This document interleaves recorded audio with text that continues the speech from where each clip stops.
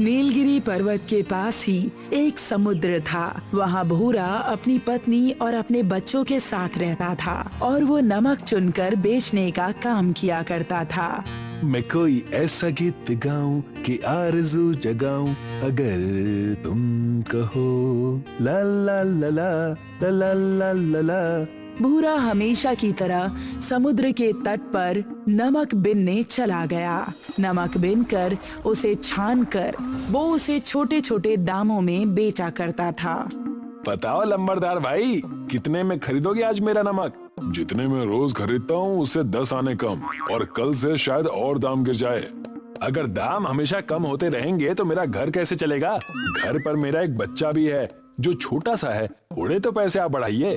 भाई मेरे हाथ में थोड़ी ना है, वो तो सब ऊपर वाले कर्मचारी करते हैं, हमें उन्हें भी पैसे पहुंचाने पड़ते हैं। आपके पास कोई और काम है तो आप मुझे दे दीजिए ना। मेरे पास कोई काम होता तो मैं नहीं कर लेता। पूरे दिन नमक में रह रहकर मैं भी परेशान हूँ। भूरा पहले से ही नमक ज्यादा दामों पर न बेचने के कारण बहुत परेशान था। उतने में ही वहाँ पर एक चौकीदार आया और उससे कहने लगा, ऐसे छुप छुप कर मत भागो, मैंने तुम्हें मुंह छुपाते हुए देख लिया है। अरे नहीं साहब, मैं कहाँ भाग रहा हूँ, मैं तो अपना पसीना पोंछ रहा था। आप खामखां चिंता कर रहे हैं। सीधे काम की बात करता हूँ, हफ्ता निकालो, हफ्ता। हाँ ये लीजिए पूरे 500 रुपए। भूरा ने उस दिन जितने भी पैसे कमाए थे सारे ही उस चौकीदार को दे दिए और बचे हुए 100 रुपए के खाने का कुछ राशन ले लिया और घर चला गया। आप ये जो रत्ती भर का खाना लेकर आए हैं, इससे किसका पेट भरेगा? और बेतुके काम करना बंद कर दीजिए आप और चलिए आप मेरे मायके, मैं आपको वहाँ कोई ना कोई नौकरी दिलवा दूंगी। जो लाया है खा लो भाग्यवान। मुझे पता है तुम्हारे ससुराल में कैसे लोग हैं और उनका क्या कहना है। उस दिन न्योता में बुलाकर भंडारे में घुसा दिया, कह दिया खाना खा लो। ये भी कोई बात हुई भला? भट्टी में जाइए आप, मुझे क्या, मैं तो बस अपने जज्बात बता रही थी आपको। उसी रात जंगल के कुछ डाकू उस गांव में आ गए जो कि शहर से हीरे चुरा कर लाए थे और वो समुद्र के पास एक झाड़ी के पीछे छुप गए। इन हीरो को हमें कहीं छुपाना होगा वरना हमें पुलिस पकड़ लेगी। जी सरदार, पुलिस वालों के डंडे बहुत जोर से लगते हैं, लेकिन हम इन हीरो को छुपाएंगे कहाँ? आप सब फिक्र ना करें, सामने ही नमक का ढेर लगा हुआ है। इन हीरो को नमक की ढेर में डाल देते हैं। वैसे भी छोटे छोटे हीरे हैं, किसी को कुछ पता नहीं चलेगा। सरदार और उसके चेलों ने छोटे छोटे हीरो के टुकड़े नमक में मिला दिए और वो लोग पुलिस से डरकर भाग गए। अगले दिन जब भूरा नमक इकट्ठा करने उस जगह पर पहुंचा तो उसकी आंखों में उनकी चमक पड़ी। ये ढेर कुछ अजीब सा लग रहा है। इतना उत्पात किसने मचा दिया यहाँ? सब बिखरा है। भूरा वहाँ जाकर नमक चुनने लगा बाजार में बेचने के लिए। तभी उसकी नजर एक चमकते हुए छोटे से टुकड़े पर गई। ये चमकता हुआ नमक, ये कैसा नमक है? बहुत तेज चमक रहा है। ये हीरा तो नहीं है? भूरा उस हीरे के एक टुकड़े को लेकर वहाँ से चला जाता है और एक जोहरी के पास जाकर उस टुकड़े को उसे दिखाता है। मूलचंद जी, ये बताइए ये हीरे कितने में लेंगे आप? और ये हीरा है कितने का? होश में तो हो, नमक बेचने की जगह सूंघने भी लगे हो तुम तो। हीरा, और वो भी तुम्हारे पास। ये देखिए तो सही। भूरा मूलचंद को हीरे दिखा देता है, जिसे देखकर मूलचंद जोहरी भौचक्का रह जाता है और कहता है, ये हीरा तुम्हें कहाँ से मिला? इस छोटे से हीरे की कीमत पूरे 1 लाख है। तुम्हें ये किसने दिया?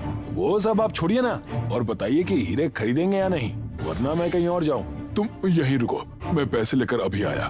बस कहीं बेचना नहीं। मूलचंद ने भूरा को पूरे 1 लाख रुपए दे दिए। भूरा की खुशी का कोई ठिकाना नहीं था। कई सारे गहने, कपड़े और कई सालों तक का घर का राशन लेकर वो अपने घर चला गया और अपनी पत्नी से कहने लगा, भाग्यवान, लगता है भगवान ने हमारी सुन ली। ये देखो, इतने सारे पैसे आ गए। मुझे तो यकीन नहीं हो रहा। ऐसा लग रहा है जैसे ये कोई सपना है। कहीं आप चोरी वोरी तो नहीं करने लग गए जी? कहीं आपने डकैती का काम तो नहीं शुरू कर दिया? कहाँ से आए आपके पास इतने सारे पैसे? तब जाकर भूरा अपनी पत्नी को सारी सच्चाई बताता है और तब रेशमा कहती है, अरे पगलू, एक हीरे के अगर 1 लाख मिल गए तो सोचिए अगर हमारे पास सारे हीरे हुए तो हम कहां से कहां पहुंच जाएंगे। लेकिन और हीरे हम लाएंगे कहां से? हमें उसी ढेर के पास चलकर देखना चाहिए।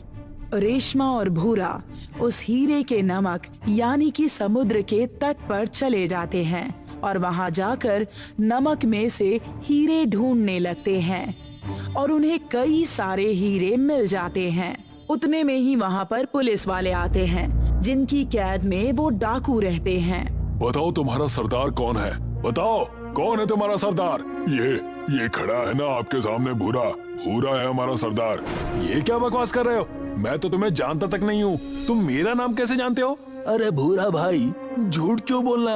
अब हमारा भांडा फूट चुका है। इंस्पेक्टर साहब, अगर आपको यकीन नहीं होता तो आप भूरा के घर चलकर देख लीजिए और उसके हाथ में अब भी हीरे हैं। उतने में ही वहाँ पर एक हवलदार आया और कहने लगा, जी इंस्पेक्टर साहब, ये बात सच है।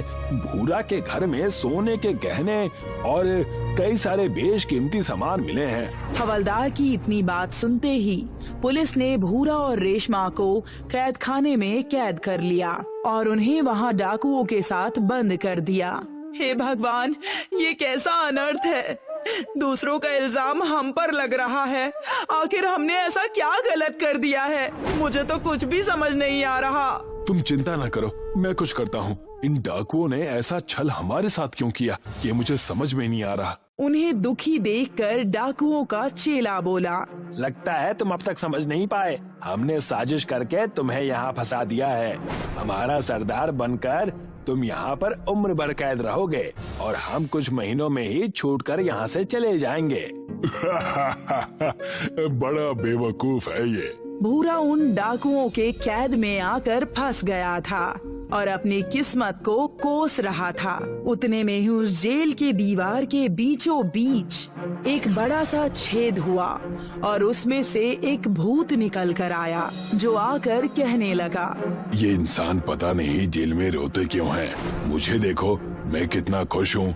इसकी समस्या का परिणाम मैं दिखा दूंगा। और वो भूत जाकर भूरा से बात करने लगा। उस भूत को देखकर भूरा और रेशमा दोनों बेहद डर गए। भूत भूत, ये क्या हो रहा है? शोर मत मचाओ वरना सब आ जाएंगे।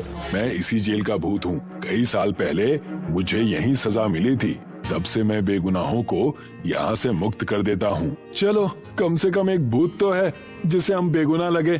कैसे मुक्त करोगे तुम दोनों को ही उस जेल में रखे हुए पानी पर ये हल्दी लगा देनी है।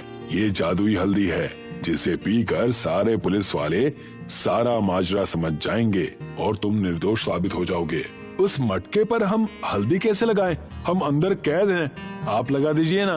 भूरा की बात सुनकर भूत ने मटके की पानी पर हल्दी लगा दिए और जब पुलिस वालों ने हल्दी वाला पानी पिया तो उन्हें सारी सच्चाई नजर आ गई। उन्हें सच का पता चल गया। तुम बाइज्जत बरी किए जाते हो। इन डाकुओं को सजा मिलेगी, हमें माफ करना। रेशमा और भूरा दोनों ही अपने घर चले गए और दोनों मायूस हो गए। तब उनकी नजर उनके घर पर पड़ी।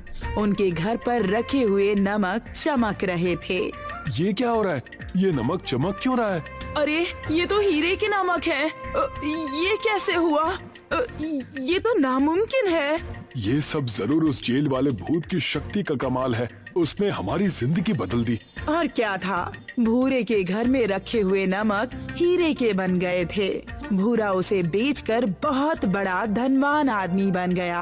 हीरे के नमक बेचने से उसका कारोबार धमाकेदार चलने लगा और उन पैसों से भूरा लोगों की मदद करने लगा और अपना जीवन सुखी सुखी बिताने लगा।